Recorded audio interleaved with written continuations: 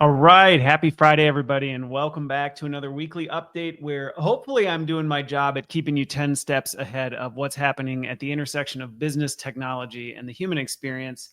I'm Christopher Lind. Thank you to everybody who watches, listens, however you're consuming this. I hope you continue to find it helpful. Please feel free to share feedback, like, share, subscribe. All those good things, I always appreciate it. And if there's topics you want me to include or things that come to mind for you, feel free to send them my way and I'll put them on the list unless there's something, cataclysmically more important. But I'd prefer to do ones that you're interested in than just picking from a hat. All right. So if you remember last week, there were some ones I didn't get to that I had originally bumped to this week that I again have bumped and may just fall completely off the list because this week in and of itself had its whole list of things, far too many than I will include in today's thing. So I picked 4 that I thought were particularly relevant that I wanted to talk about that hopefully you'll find it helpful. So I have 4, potentially 5. I'm probably only going to get to 4. So let's just jump straight into it. The first one I want to talk about is DeepSeek. Now, if you have not been paying attention to the AI space and what's been going on, DeepSeek is all over everywhere right now for a lot of different things. Now, I'm not going to sit and get into every single one and, share thoughts on every aspect of it because I've been in a ton of conversations with a lot of different people, and there's still a lot that people are going, we really technically don't know yet. So let's give it a little bit of time, but it's worth talking about because of how much this thing has just dominated the news feed. It completely crashed NVIDIA's stock. Now it's back for good reasons. But anyway, if you're not familiar, DeepSeek is a generative AI, I would say multimodal AI that has come out of China.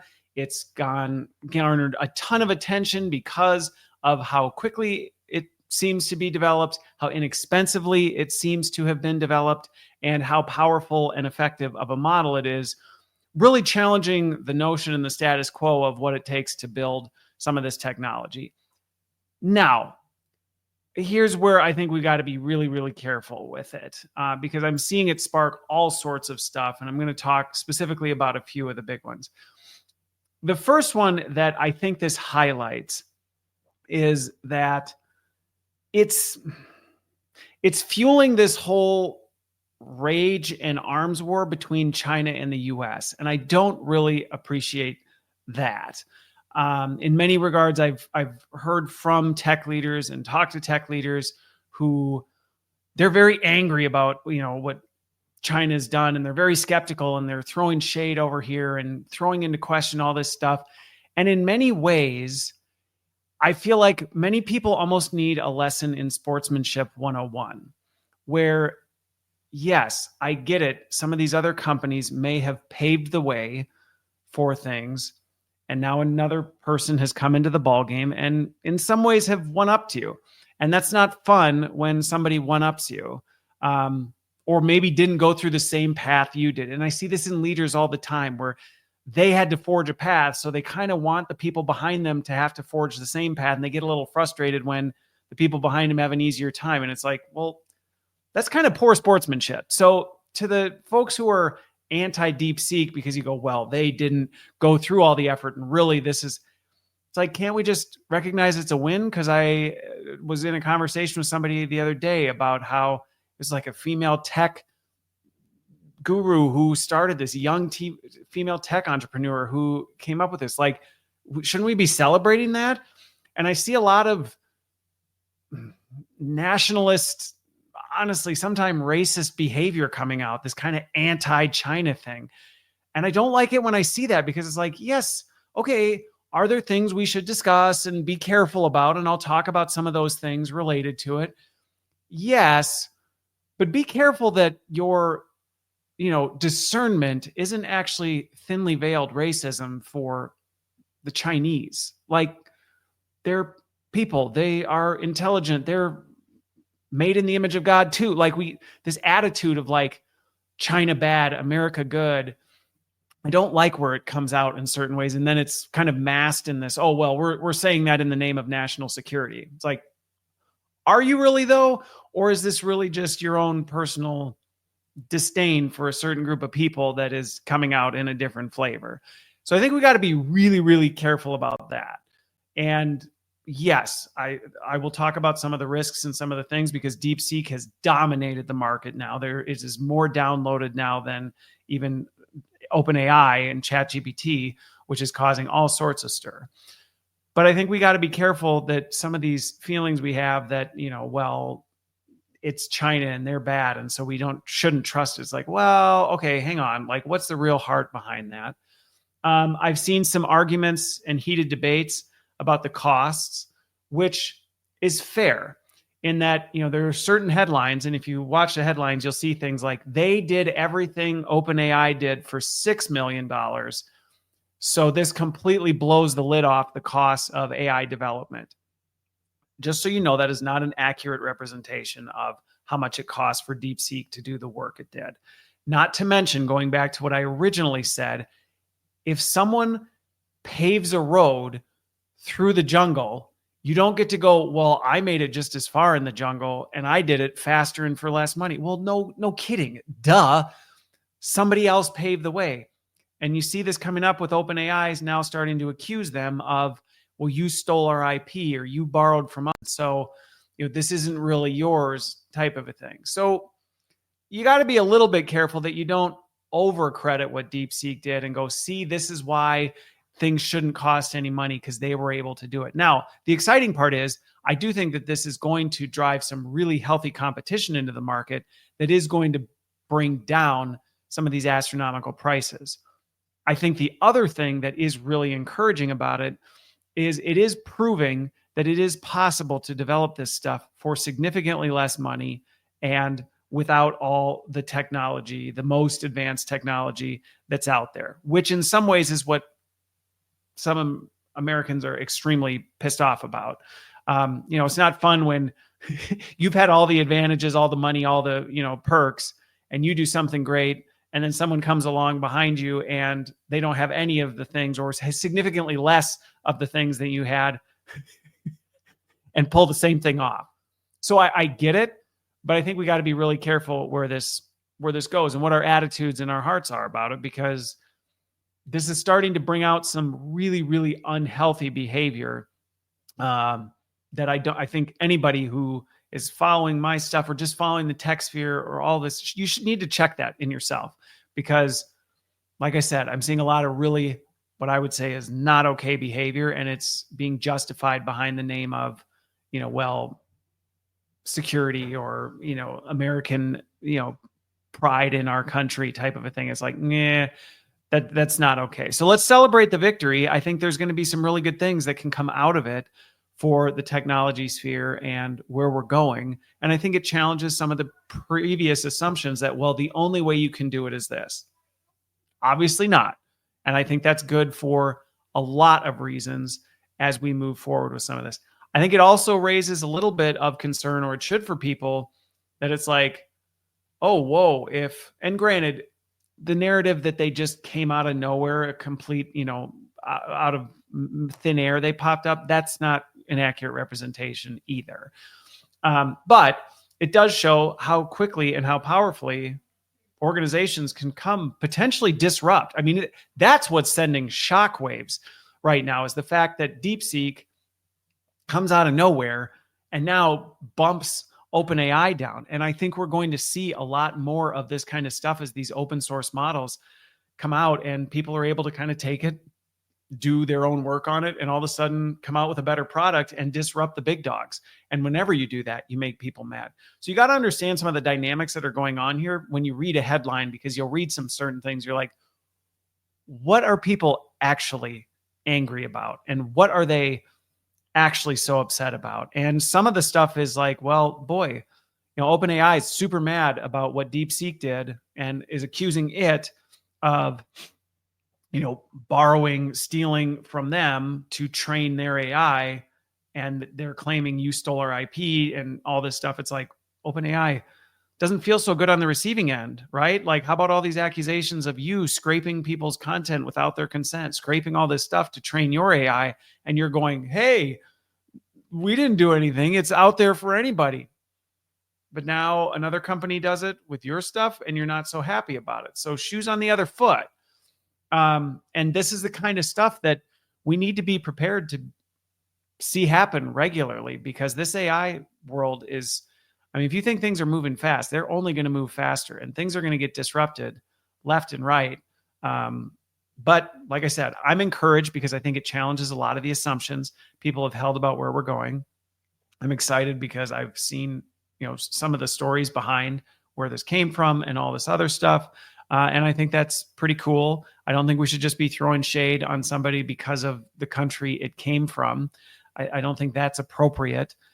Now, that said, okay, anybody who's listened to me for long knows that I'm not just all one-sided or things like there's some complexity behind it.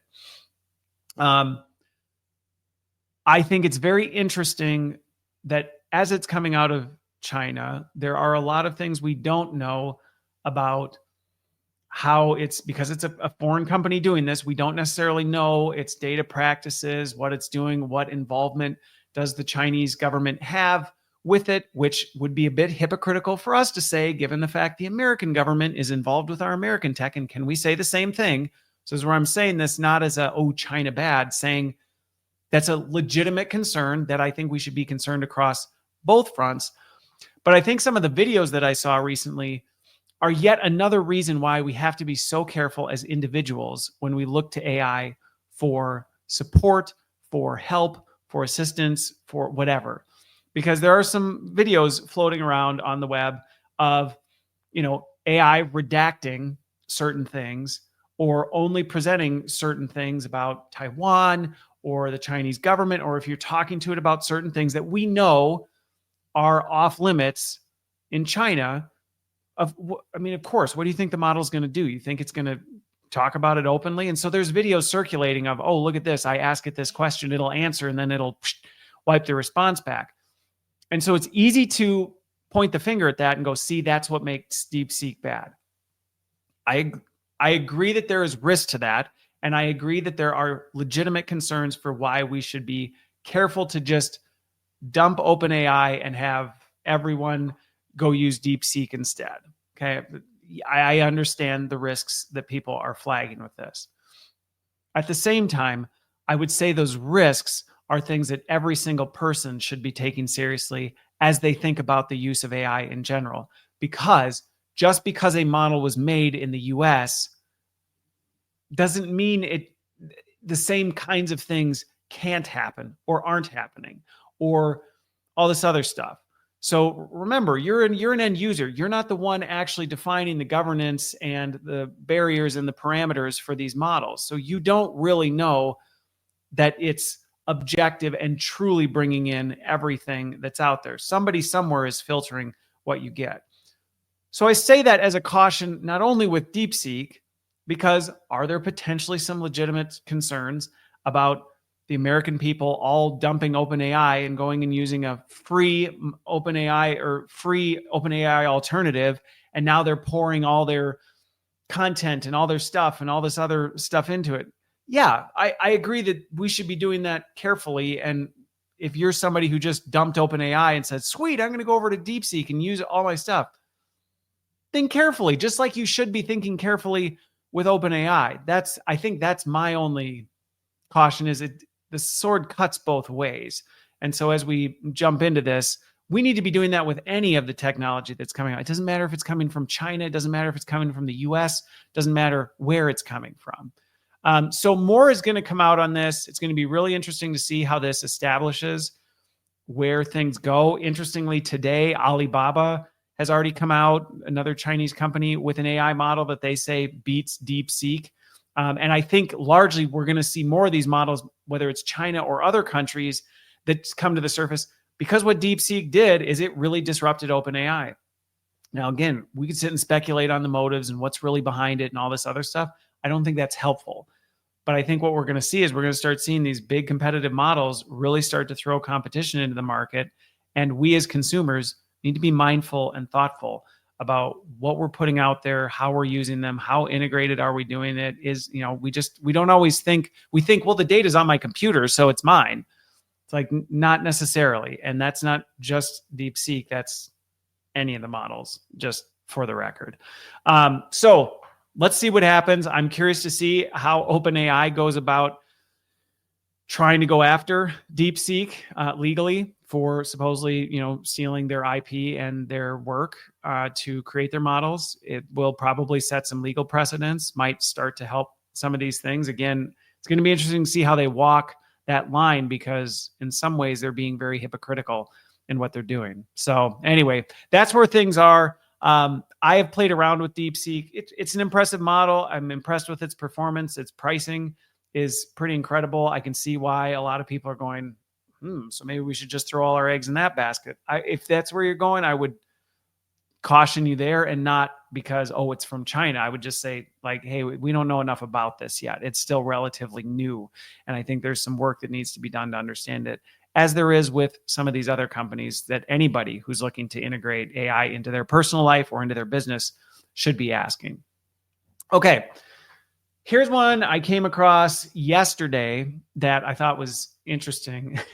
Something I was watching with my kids. It was this big ceremony with a bunch of scientists up on a stage, and they bring out this clock. If you haven't heard the Doomsday clock, go ahead and look up some videos on it.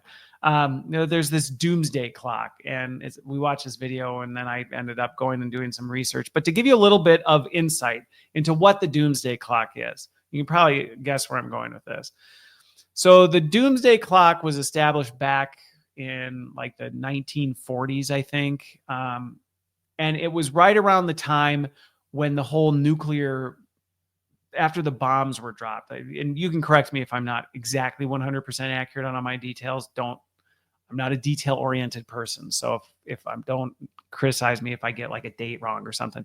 But anyway, it was this clock that they created as a visual representation, because once again, if you look up apocalypse, people think apocalypse necessarily means the end of the world.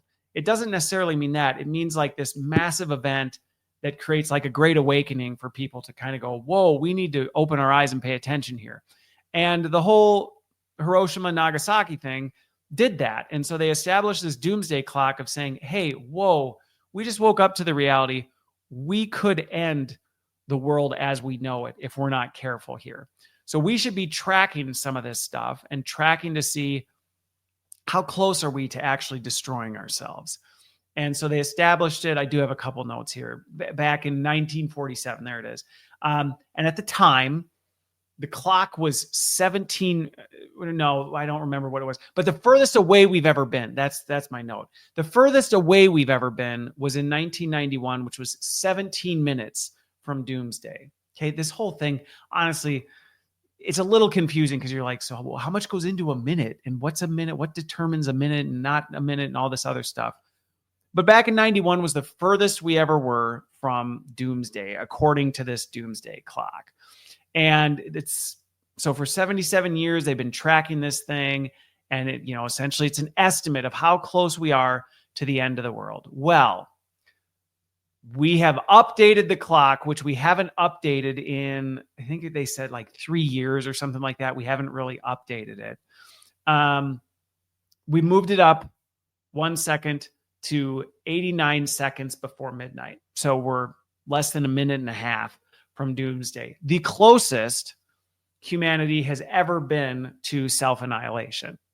That is what the whole thing is, which, it's designed to be this visual representation. If you look at it, it's kind of this, arc with a clock like right there. And, this ominous language, 89 seconds to midnight type of a thing, kind of, telling everybody, hey, watch out. And some of the factors that are included in that are nuclear risk, climate stuff, biological threats, technology. Obviously you can imagine artificial intelligence has played a big role in all this. The pandemic has contributed to all this, but really for 3 years, it hasn't really moved. And they just made this big deal about the fact that it's all moving. Now it's interesting because as I read some of the stuff about it, if you want to, excuse me, if you want to watch people get pissed off and argue, this is a really good topic to go just read people's opinions on this, because people get really, really mad about it. And I get it. I get it. You are basically trying to put a scientific label on how close we are to destroying all of humanity. That's going to spark a lot of heated debate, a lot of strong opinions from all over the map on this. And so as I was watching this, I was talking with my kids about it last night, and they were asking, well, Daddy, what do you think? What do you really think we're 90? And even that, we're 89 seconds from what does that mean? Like next year? And there's not a lot of details on that. So if you're looking at this thing and trying to set a watch in your house to, how close till the end of the world, and you're planning accordingly, I'll be the first to say that would not be a wise way to approach the doomsday clock. Just FYI. But I was talking with my kids about it, and they were asking, Daddy, what's your take on it? What do you think this means? And here's my honest reaction to it. I do think, regardless of the specifics of it, we are at a more vulnerable time than probably we ever have been. So the part that I agree with the doomsday clock, or what it stands for, is, are we in a more challenging, tumultuous, high-risk season than I think we may have ever been since 1947? Yes, I would agree with that. I would agree that with all the things moving right now, it is crazier than it's ever been. There is more risk that something could happen. I've been in several conversations recently that with all this artificial intelligence stuff, I am fully convinced it is going to take a massive global catastrophe. I said it last week. It's going to take a massive global catastrophe for us to actually go, which doomsday, if you want to swap that out for apocalypse, I do think we are going to have to experience another apocalypse soon. And I think we will. Is that Christopher Lynn saying, do I think humanity is destroyed? No. But do I think we are on the verge, on the precipice of experiencing something that forces us as a society to take a massive step back and make some dramatic change? That I agree with. And then I was talking with my kids about it. I'm like, I do. I think in the coming years, we're going to face that. And, I've been asked, people who follow me, that, I adhere to a Christian worldview, and people have said, well, is God going to do it then? And I'm like, I don't know. Like, that's my whole thing. If you want me to answer specifics on, is this going to be another Tower of Babylon moment? Is God going to show up and, just mess up everybody's languages, or whatever interpretation you're taking on that? I don't know. And, are we actually going to wipe out all of humanity? Is this going to ring in, the 7 horsemen of Revelation? It's like, I don't think those are the kinds of conversations we should be focusing our attention on right now. That said, I do think we should be taking these things seriously. And that's where, when people just dismiss, regardless of where you are on the political spectrum, if you just dismiss what's going on with our environment and the climate, maybe you don't believe in climate change as it is, but come on, the weather's messed up and things are burning all over, and like, we aren't taking care of the planet, right? Like, we could be doing a better job there. Whether you think it has the same impact as somebody else, nobody I talk to goes, I actually think we're doing a phenomenal job taking care of this earth. All right, well then let's agree on that, and let's unite around what we do around it.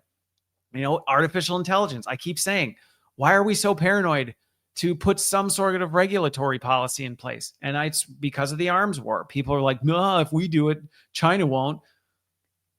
Oh, okay. So what? We're going to drive ourselves into self-annihilation because we're afraid the other team's going to drive themselves into come on. Why are we so afraid to do this? And so I think this is something that everybody should be taking seriously. Now, what does that look like? And I think this is where it can get complicated on a personal level, because you can look at it and go, I am not going to play a role in governing AI. I am not going to play a role in impacting climate change. Maybe not. But can you look around and can you say, I am doing everything I can within my power and control to make sure I am leaving the campground better than when I left it? Or am I an active participant in going, it's not my problem. It's not my problem. I'm not going to have to deal with it.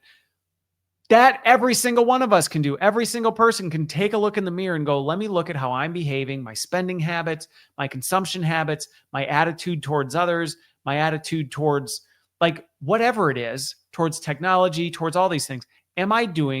Can I say beyond a reasonable doubt, I am doing everything I know how within my power, within the scope of control that I own? If the answer is no, then I do think this doomsday clock thing should have you going, it's maybe time I do a little bit more. And making excuses and going, well, they're not. They might not. So-and-so's not going to. Okay, who cares? You can't control them. You can control yourself. And do you want to actively participate in whatever apocalypse is likely going to happen? Or would you rather fight against the tide? I mean, why not fight against the tide? Enough of us join together and fight against the tide. We can make a dent. Maybe the doomsday clock will move from 89 seconds to 3 minutes, whatever the heck that means. Like, I don't know, but why not? Why not is my question. And I think oftentimes when I challenge people with the why not, the only pushback is excuses. Well, so-and-so won't. Well, I don't make a dent. Well, it doesn't really matter anyway. I'm going to die. You know what? Those are crap excuses. Okay. And that attitude is probably why the doomsday clock, regardless of your interpretation of it, regardless of how seriously you take it, regardless of what you think is going to happen at midnight, that attitude is contributing towards what I firmly believe we are moving closer to. And anybody who says, nah, the world's getting better, what planet are you on? It's not. So take action on it. That anybody can do. At the same time, I talked about it last week. I will say it again. There is no point in losing sleep and stressing out about so much of this stuff. You cannot control what is outside of your control. And technically, worldview coming transparently through, you can't really control all the things around you. But you do have a choice, and you do get to choose how you participate in this world. And I think, why wouldn't you want to say, I'm doing everything I can to move the clock further away from midnight, rather than going, yeah, I mean, I know I'm participating and moving it towards midnight, but I don't care because it's not really my problem. That's just a crappy attitude to have. And I see a lot of that right now. I tend to see the two extremes, either the complete dismissal, it's dumb, whatever, arguing against it, or the like, oh my gosh, 89 seconds, we're going to die. And you're like, what does 89 seconds mean? I don't know, but it means it's over. What does over mean? I don't know, but it's serious. Like, okay, calm down. We'll get through this. We'll get through this together, but make some changes. All right. Done with that one. On to number 3. Oh, this one got me spicy, and I'm pretty spicy in this week's episode anyway, but this one got me spicy. I actually wrote a post on LinkedIn this week about it that just completely blew up. If you have not heard about JP Morgan, okay, they have been in the news for the last few years for a lot of not great reasons. At least, yeah, well, it depends on your definition of what you think is great. What I believe are not good reasons. They are laying people off all over the place. They are forcing everyone back into the office. And then this was just kind of the new card in the doom deck for JP Morgan. That to me is just, again, going back to this doomsday clock. Like, come on, can we not keep making steps towards midnight? Why? We don't have to. So here's what happened. It's all over the news right now. JP Morgan Chase had one of its best years on record in 2024. Just crushed it. Absolutely crushed it financially. Which you might go, yay, if you're a shareholder or whatever. But then you think about it, you go, wait a minute, you had your best year ever? And hang on though, why'd you lay everybody off? Why'd you lay so many people off then if it was such an amazing year? And wait a minute, if you're making everybody go back into the office now, you had your best year ever when everybody was hybrid and remote. Things start to add up. Well, then this just got exponentially compounded because on top of that, the CEO awarded himself. So the CEO, who, by the way, is responsible for all of these decisions. And I'm familiar with some people over there. I actually am familiar with JP Morgan Chase's leadership standards or qualities or whatever you want to call them. I can tell you right now, based on the headlines, based on the decisions, based on some of the things we're seeing, he's not getting an A in those categories, in the very categories the company would hold him to. Now, granted, they had their best financial year ever, but as a leader, he would have got an F. He awards himself an 8% merit raise to his $36 million base, annual cash income type thing. So he's making a good chunk of change, and he gives himself a massive raise on top of it. Now, before I continue, let me be clear. I'm not somebody who thinks a CEO should make the same amount of money as everybody. So to the haters or the people who I've gotten messages from before where they're like, you're just a socialist, you just think everybody should make that. That's not what I'm saying. If you're the CEO of a massive company, you have a lot on your shoulders. You absolutely should be making more money than anybody else in the company. I am in full support of that. I'm not here to throw stones at his income. 36 million. We could debate that all day long, and nobody's ever going to be happy. It could be 2 and people would still be mad. It could be 100 and people would be mad. That's not my point. So I'm not trying to say, CEO of JP Morgan, he should be making 110,000 a year like everybody else. No, he should not. And if you actually think that, you should reconsider, because if that really is the case, nobody would want to be the CEO of companies. And this is why we see things fall into utter ruin when you try and make it equal to everybody. But taking a pause there, hang on here 1 second. Okay, sorry, little misstep there. So I'm not saying, right, let's not argue about how much his comp is and whether it's good or bad and all this other stuff. He should be making more. And if you don't think that, whatever, we can split hairs over what is right and fair. That's not my point. But he gave himself an 8% raise, which anybody who's been internal knows that's a big raise. That's a big raise. And the more you make, 8% on a bigger number is a lot. Okay. But what's got people so upset about this is that the rest of everybody in the company got like 2% max. And it's this stark contrast to, wait a minute, wait a minute here. You had your best year ever. You are changing the operations of the company, the flexible working environment, after having your best year ever. You're laying people off left and right after having your best year ever. You're giving yourself a massive pat on the back despite your public and measurable failures as a leader according to your company's own standards. And then you're not even sharing the wealth with the people who actually are the reason the company had its best year ever. To me, it is everything that is wrong with leadership and the world of work right now. It is disturbing and it's disgusting. And it really, really bothers me. And it doesn't just bother me in this, like, it shouldn't be that way. We should just make things fair that's not what I'm saying. What I'm saying is you don't have to exploit people and run a draconian ship where you treat people like trash to be used and cast away so that you can win. JP Morgan Chase demonstrated that this year. They had one of their best years ever. In defiance of some of these things, they're now going, we've got to get around this because our company's not going to survive if we don't fix this. And it's like, well, clearly not. And the treatment has just tanked. It's really sad. I've had multiple conversations with people in JP Morgan at very senior levels and at, all levels. And the attitude is not good, but many people are just struggling to feel like, well, what do I do about it? Like, I don't even know what to do, which again, you're not going to have a great performing year next year if everybody in the company's like, what am I even doing here anymore? And it's just really unfortunate because I've done so much work with companies where it is completely possible to have people make a good wage, share the wealth with people, and still have differentiation. Doesn't mean everybody gets paid the same. You can still do that.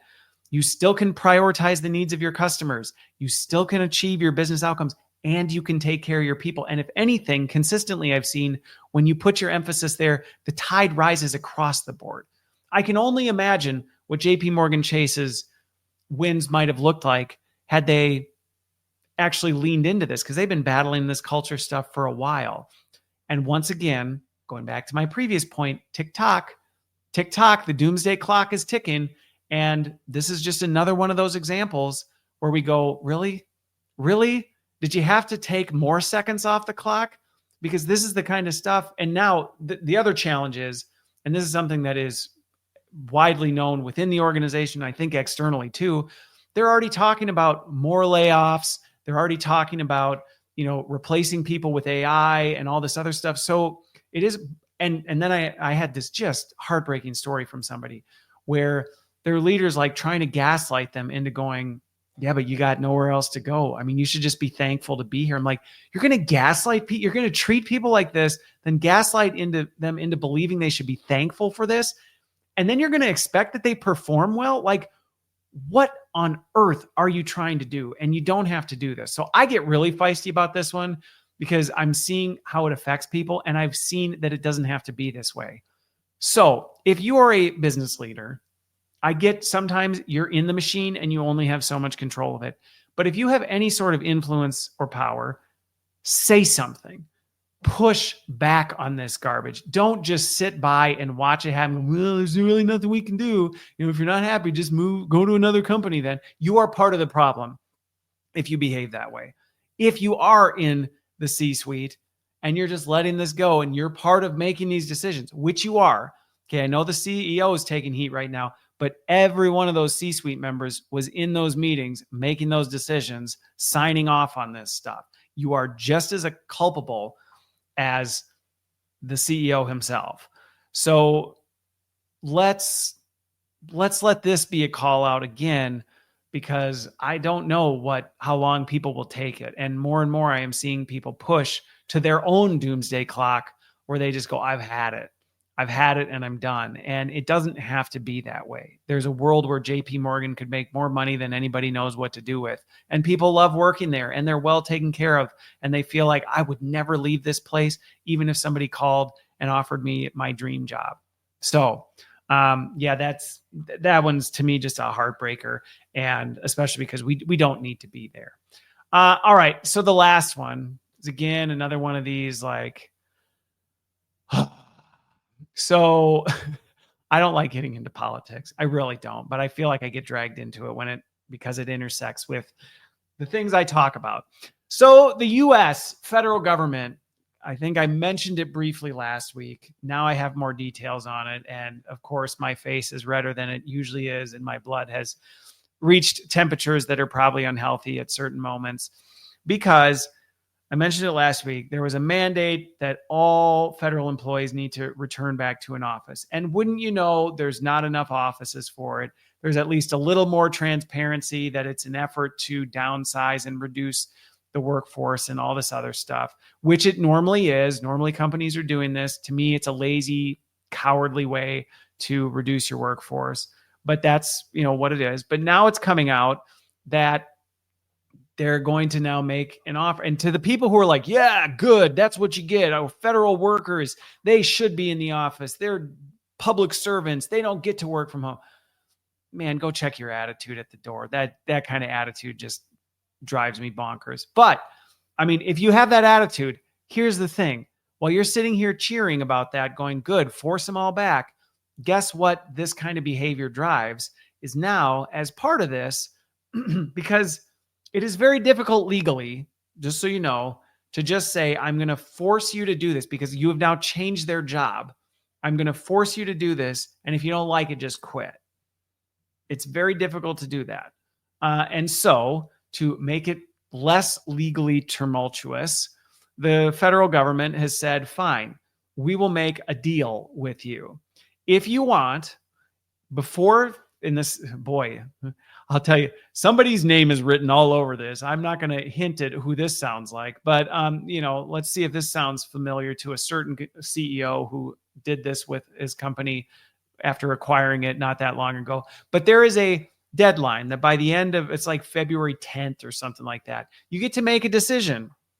And if you don't want to go back into an office, you can accept a severance, a deferred resignation, and you will receive salary and benefits through the end of December. Okay. Which, here's my take on that. I actually think, you know what? If you're going to force people into this, okay, that's a fair. Now, granted, fair is relative, because if you spent the last 30 years working for the federal government and then they're going to do this to you, like I can see going 8 months for 30 years of service, all because of you just like, so I'm not just saying, hey, everybody, you should just be thankful you got a severance. That's not what I'm saying universally. What I'm saying is, okay, I mean, they're not just saying pack up your things and you're gone. They're going to offer people roughly 8 months severance. And they can work remotely during that time. So they can continue working, which I've seen companies do this. I'm like, nobody's doing their work. You might as well just cut the cord, pay them their 8 months and let them go, because they're going to do more damage than good in that time. But anyway, so to all those people who are like, yeah, good, this is whatever. Do you know how much money it is going to cost? Now, I looked at their estimates and they're like, oh, we only think X number of people are going to take this. We don't really think a lot of people are going to, we think a lot of people are going to choose to go back into the office. I think they're going to be surprised how many people are going to go, you're going to offer me full pay and benefits for 8 months while I go look for another job? Hell yeah. Excuse my French. But like, I mean, and I'll give you a perfect example. I was at a large company at one point when they decided to do something similar. Okay. One large division decided it was going to force everyone in that division to relocate to a new area. I will be as general as humanly possible here so I don't get myself in trouble. But they forcibly said everybody needs to relocate to this city. And if you don't want to, we're not offering relocation for you. And it's just an expectation that you'll do it. We'll offer some support, very light support, but you need to do this. And if you don't, we will pay you for 6 months. And they thought, we think 10%, maybe 15% of people will take the deal.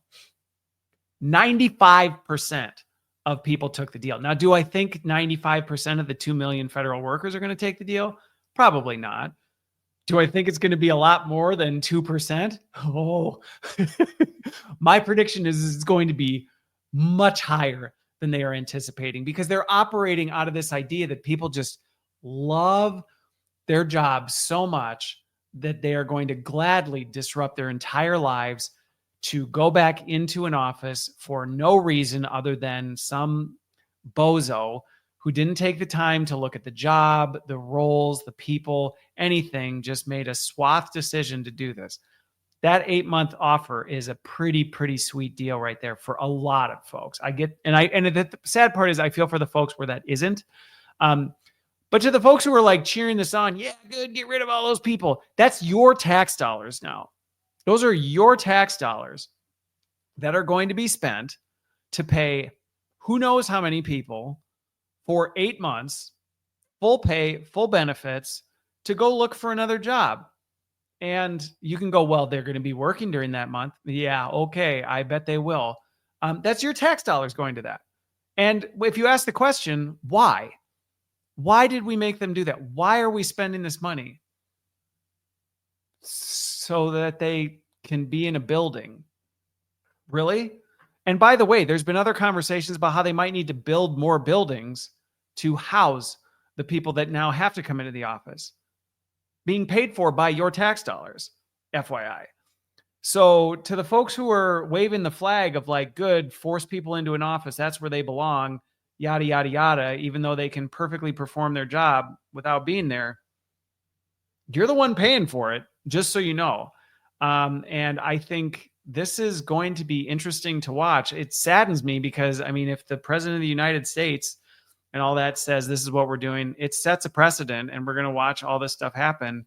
I think were the federal government doing it, I hopefully makes people think a little bit about this more, because it's like, you're paying for this.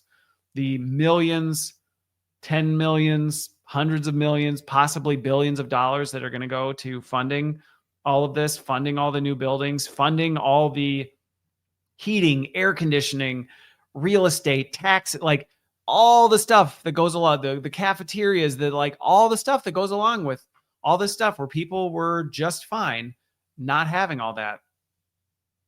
That's coming out of your paycheck, just so you know. So every single person. So if nothing else, I really hope that gives people pause and makes them go, okay, maybe maybe we should be a little more thoughtful, a little more discerning. Maybe we should actually evaluate who do we need to bring into the office, and does their job really require it? And should we be taking these just swath decisions and doing all this other stuff? Well, it hurts a little more when it's actually hitting you in your pocketbook. And so with that one, I'm interested to see where it goes. I'm almost chuckling to myself, waiting to see what the actual number is when it comes back.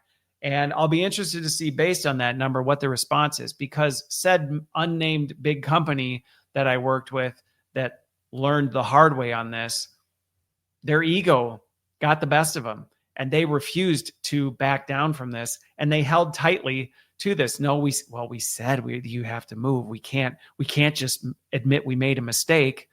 And they lost all their people, and it took them years to recover from it. So this kind of just foolishness makes me pull out the little stubs of hair that I have left. But that's what's going on. Hopefully it makes you think. Hopefully it challenges some of your own assumptions. But ultimately, I hope it just gives you some thoughts and reflections that can help you as you make decisions. Because the reality is you're the one who has to live in this world too. And like I said, we can all work together to push against the attitude of, whatever, and go, what can I be doing to maybe push that doomsday clock a little bit further away from midnight? Why wouldn't I do that? Why wouldn't I do that? Not just for my own benefit, but for the benefit of the next generation, for the people I care about, the people I know. Why not? All right. With that, I hope you have a wonderful, wonderful weekend, wonderful rest of your week whenever you listen to this, and that all is well in your world. We'll see you on the other side.